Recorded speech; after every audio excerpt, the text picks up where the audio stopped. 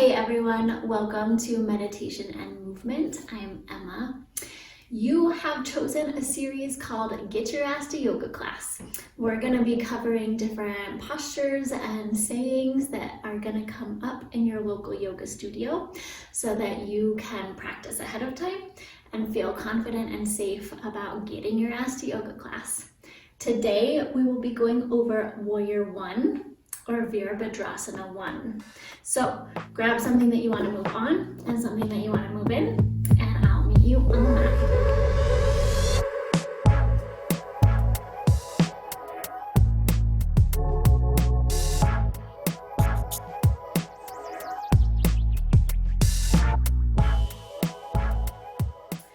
Alright, so today we are going to do Virabhadrasana I, or Warrior One pose.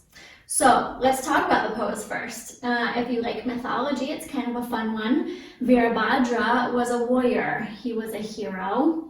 And so they named this pose after him. Another word for pose is asana. And so Virabhadra, asana, Virabhadrasana, that's how we get this pose. So really, when you're in the pose, sometimes in yoga class, you'll be cued to kind of muster up the strength of a warrior or wield your sword, cutting through the BS or like just life struggles. So that is kind of fun. So it's kind of a fun pose to embody. Okay, so let's get in. Actually, first things first, we'll talk about bony landmarks. So the first one here is to find your ASIS, and that stands for anterior superior iliac spine. Don't think too much about why, it's a little confusing. So keep it simple, just call it the ASIS. And to find that, when we're facing in a forward position, we can put our hands on our hips, kind of on the anterior aspect of the body. And you'll find one most predominant bony spot. So it doesn't have to be a really clear defined bone. It can be generalized, but you'll kind of get a sense for where is the most prominent spot. Now that, when you identify, it kind of clues you into where your hips are. Okay, the other bony landmark is going to be the knife edge of the back foot. So when you're in the pose, that's this one. And to find the knife edge, also referred to as the pinky side edge of the back foot, literally just this edge of the foot here. And why that's important is that always the grounding is important, knowing where we're grounding in the feet, how we're grounding in the feet, super important aspect of yoga. So when we're talking about grounding in with the backside, the knife edge or the pinky side edge, it literally means that you're going to be pressing into that back foot on that edge of the foot. With your front foot, it's going to be uniquely different. And instead we'll be doing the typical yoga toes, yoga grounding into this front foot.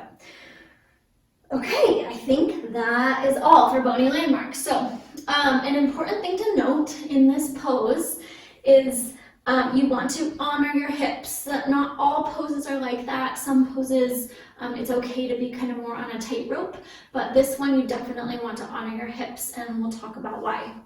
So going on the length side of your mat, getting into the pose, there's two primary ways. One is from standing posture, one is from a floor posture. So starting with the standing posture, maybe it's Tadasana, maybe, maybe you're moving from chair into Tadasana, back into Warrior One. So wherever you are in standing, most often you'll be cued to put the weight into your one foot. So in this case for me, it's my left foot. So go ahead and do that with me. Putting the weight into your left foot and taking your right leg and stepping it back with your foot planted into the floor at a 45-degree angle. Some people do a little bit more of a 90 45 is what I've learned. Now, once you're here, don't drop in yet. Just keep both legs straight. Now, identify your ASIS and see where it's pointing. For me right now, I'm pointing out this way, kind of the same way that my foot is pointed. That can be okay, but traditionally, or how I learned, is to have your hips pointed forward. Now, when I do that just now, it puts a tweak on my back knee. If that's happening for you, what you can do is pinky toe your front foot out towards the edge of the mat. And what that does is it allows a stabilization of your 2 feet so that you're not putting as much torque on your joints, specifically the knee.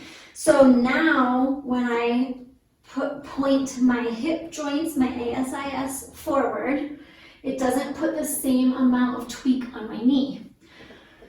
And then you can come into that lunge. Now, you can perfectly easily have a shorter stance, which would look a little bit like this.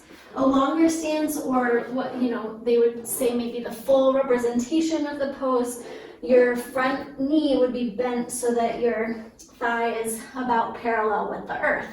So making sure that you are honoring your joints or your hips where they're pointed, and you're honoring your knee joint or whatever other joint may be bothering you by getting into this pose. It's an awkward pose. So once you've established that, the arm part of the posture is to bring your palms together, your thumbs will cross, and you bring your arms up so that your biceps frame your ears, and you can either look up towards your hands or towards the sky, or you can keep your gaze forward.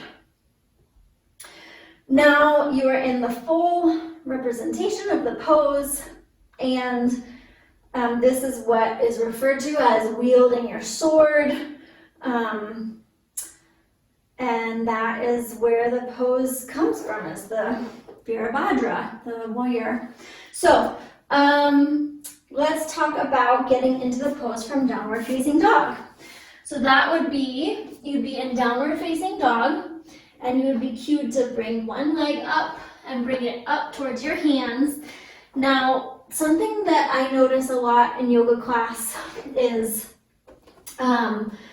often teachers will cue you to bring that foot up between your hands, and then bring your back foot down so that it's at a 45-degree angle. Now, you can't really tell from the angle that you're seeing me in, but I'm on a tightrope. So if you know that you're going to be cued into warrior one pose, sometimes the teacher will say that, you have to listen. What I like to do, if it's not too late to catch it, is to bring that foot actually to that same side wrist crease, and then bring your back foot down, and then come up. And what that does is it gives you that stabilization from the very start, so that you're not kind of doing this thing and then trying to wobble your foot out to the side and then get into the pose, all meanwhile tweaking your knee. So I hope that's helpful. You can leave comments below, let me know what you think, and yeah, we'll be covering different poses, so keep up the good work.